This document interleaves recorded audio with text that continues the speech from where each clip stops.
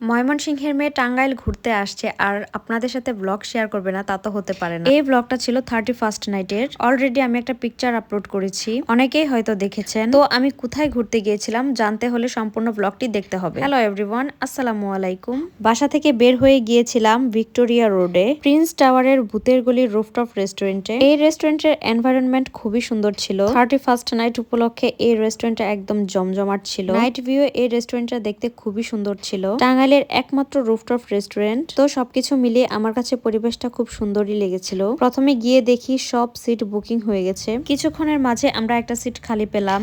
তারপর আমি বসে বসে কিছু ভিডিওস নিচ্ছিলাম আর কিছু ছবি তুলছিলাম, আর পুরো রেস্টুরেন্টের পরিবেশটা আপনাদের সাথে একটু করে শেয়ার করার চেষ্টা করছিলাম।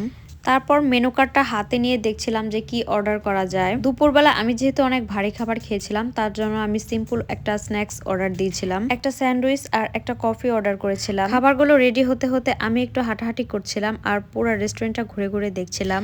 তারপর খাবারগুলা চলেই এসেছে। খাবারের টেস্ট যদি বলি, আমার কাছে আহামরি খুব একটা মজা লাগে নাই। রেস্টুরেন্টটা দেখতে যতটা চাকচিক্যময়, কিন্তু আমার কাছে খাবারের মান খুব একটা ভালো লাগে নাই।